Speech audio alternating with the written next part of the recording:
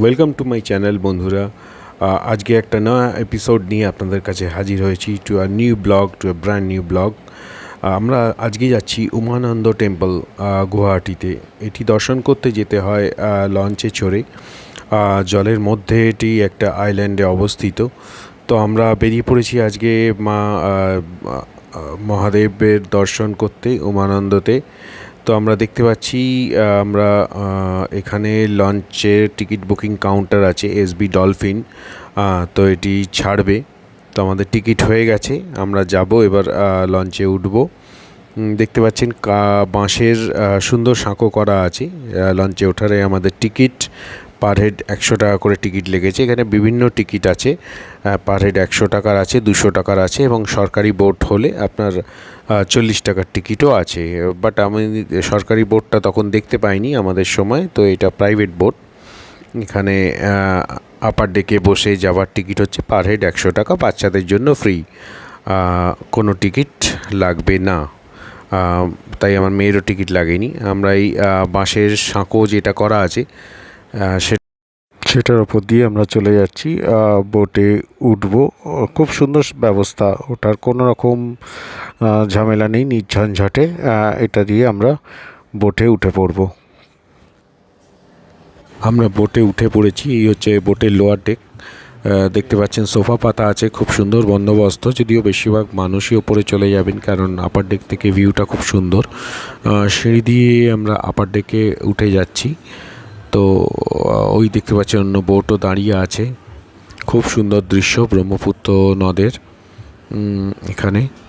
তো আমরা আপার ডেক চলে আসছি। আপার ডেকে বসার সুন্দর বন্দোবস্ত আছে, চেয়ার পাতা আছে চারিপাশে, মানুষ যাতে সুন্দরভাবে এই দৃশ্য উপভোগ করতে পারে সেই ব্যবস্থা করা আছে আপার ডেকে। চারিদিকে চেয়ার রাখা আছে, চেয়ার নিয়ে বসে যেতে হবে। লাইফ জ্যাকেট, টিউব সবই আছে ওপর দিকে। বোটের মধ্যের দৃশ্য আপনাদেরকে তুলে ধরছি। বোটে ভালোই ভিড় আছে, চারিপাশে লোকজন বসে গেছে। তো এখনও বোট দাঁড়িয়ে আছে, যদিও আমিও বোটটা ঘুরে দেখছি। চেয়ারে বিভিন্ন জায়গায় লোকজন বসছে। বোটের পেছন দিকে এখন এসছি, আরও অনেক বোট দাঁড়িয়ে আছে। তো বোটের এখানে অভাব নেই, মানে লঞ্চ আপনি পেয়েই যাবেন উমানন্দ যাওয়ার জন্য। বিকেল 4:30 পর্যন্ত বিভিন্ন ধরনের সরকারি বেসরকারি সব কিছু মিলিয়ে আপনি পৌঁছে যেতে পারবেন উমানন্দ মন্দিরে। তো এই আরও অনেক বোট দাঁড়িয়ে আছে। সরকারি বোটগুলো সিঙ্গেল ডেক, ডাবল ডেক নয়। তো দেখতে পাচ্ছি একটা বোট আসছে, ওটা বেসরকারিই হবে কারণ ওখানে ডবল ডেকই আছে। তো পুরো মানুষের ভর্তি হয়েই আসছে, আমরা দেখতে পাচ্ছি বোটটা। আশেপাশের দৃশ্য খুব সুন্দর, পাহাড়ে ঘেরা ব্রহ্মপুত্র নদী। ওই বোট চলে আসছে এবং বলা যেতে পারে মোটামুটি 10 থেকে 15 মিনিট অন্তর আপনি বোট সার্ভিস আছে যাতায়াতের জন্য। এবং আপনাদের কাছে যে ভাড়াটা আমি বললাম যেটা নেওয়া হয়েছে, মানে আমাদের 100 টাকা পার হেড, ওটা কিন্তু যাতায়াত, মানে যাওয়া এবং আসা। তো আমাদের বোট ছেড়ে দিয়েছে, আমরা রওনা হয়ে গেছি উমানন্দ মন্দিরের উদ্দেশ্যে। এটি পৌঁছতে মোটামুটি 15 মিনিট মতো টাইম লাগে। যে আইল্যান্ড দ্বীপটা আছে, এই দ্বীপে পৌঁছতে 15 মিনিট মতো টাইম লাগে। তো বোট ছেড়ে দিয়েছে, বোটটা আমাদের এই লঞ্চ এগিয়ে চলেছে উমানন্দ মন্দিরের উদ্দেশ্যে।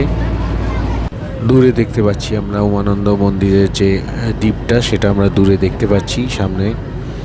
তো খুবই সুন্দর লাগছে দেখতে। ওপর দিয়ে দেখুন একটা তার গেছে, ওটা হচ্ছে কেবল কারের তার।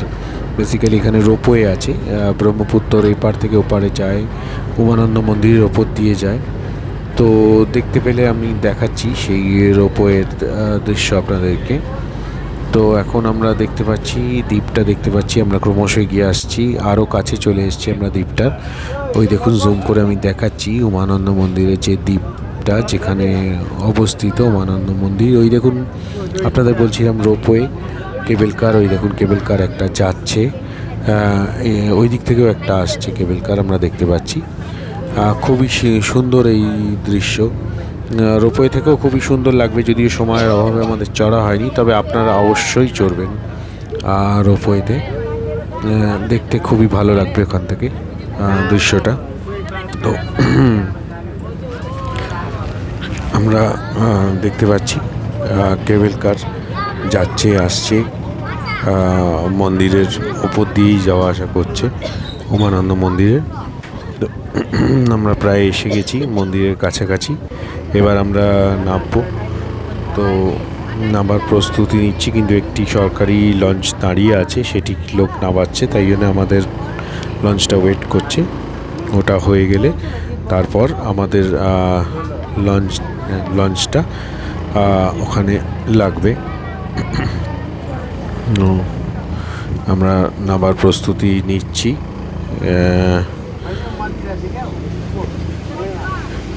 আমরা নেমে গেছি উমানন্দ মন্দিরে। এখানে সিঁড়ি ভেঙে আমরা উঠছি। এখানে প্রায় 100টি সিঁড়ি ভাঙতে হবে আপনাকে, যদিও হাতে অনেক সময় থাকে, আপনি রেস্ট নিয়ে উঠতেই পারেন, কোনো অসুবিধে হবে না। 1 ঘন্টার সময় থাকে আপনার ফিরে আসার জন্য, আপনি উঠে পুজো দিয়ে ফিরে আসতে পারেন।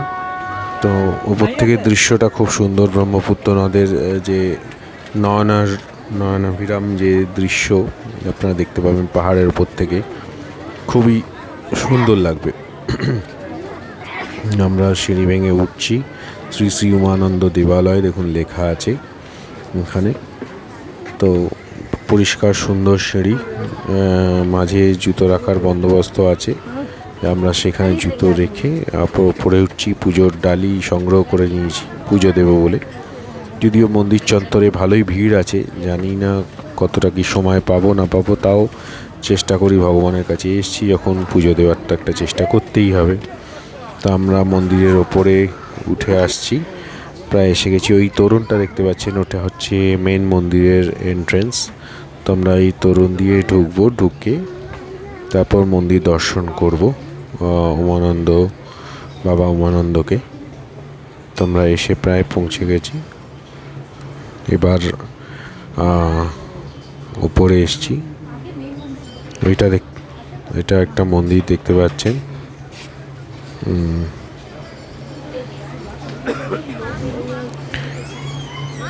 আমরা মূল মন্দিরে এবার প্রবেশ করব।